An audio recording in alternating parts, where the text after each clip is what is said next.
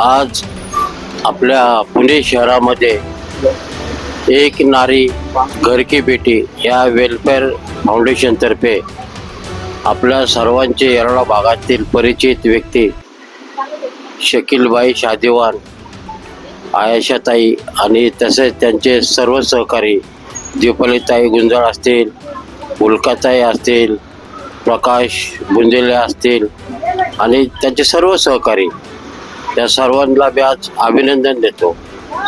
आज अन्नदान हे सर्वात श्रेष्ठ दान आहे.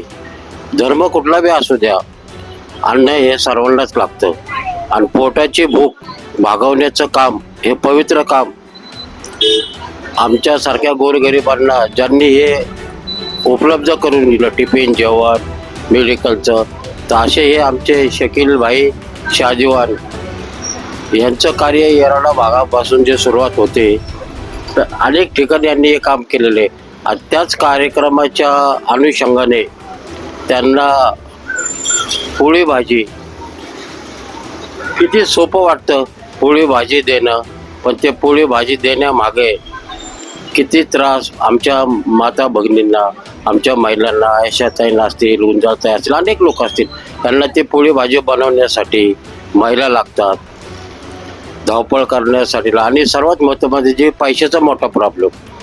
आणि हा पैसा, काही जुने लोक म्हणायचे पैसा हा काही झाडाला लागत नाही, पण हा पैसा, हे रुपये आमचे शकीलबाई आणि त्यांचे सहकारी, हा जो फंड जे त्यांना येतो, हा सर्व फंड ते त्यांच्या स्वतःच्या कष्टातून आणि स्वतःच्या खिशामधून कुटुंबाचा, प्रपंचाचा गाडा सांभाळत असताना तिकडे दुर्लक्ष करतात. परंतु गोरगरिबांच्या लोकांना पोळी भाजी, अन्नदान हे अनेक वर्षापासून देतात.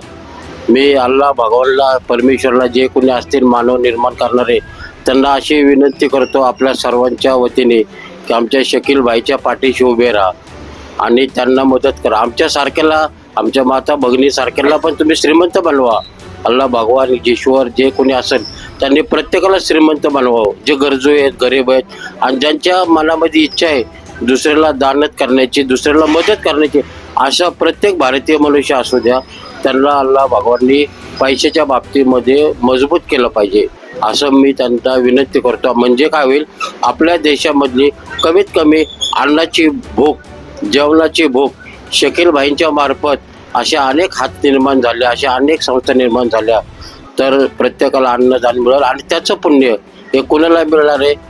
परमेश्वराला मिळणार आहे, अल्लाह भगवानला मिळणार आहे, साधू संतांना मिळणार आहे त्याचं पुण्य. आणि त्याचं पुण्य कुणाला मिळणार आहे? ह्या कार्यक्रमामध्ये, ह्या चळवळीमध्ये, ह्या मुवमेंटमध्ये जे कोणी मदत करल, चांगले मार्गदर्शन करल, चांगले सल्ले देतील, चांगली मदत करतील, त्या सर्वांना, त्यांच्या कुटुंबाला ह्याचं पुण्य, ह्याचा हिशोब मिळणार. आणि स्वर्ग, नरक, जन्नत हे सर्व इथंच आहे. मी जिथं उभं राहिलो ना, ही पण स्वर्गभूमीच आहे. शकीलबाईंच्यामुळं आज आम्ही सर्वजण जन्नतमध्ये उभे राहिलेले आहे. आणि इथूनच हे अन्नदानाचं पवित्र काम निर्माण होते.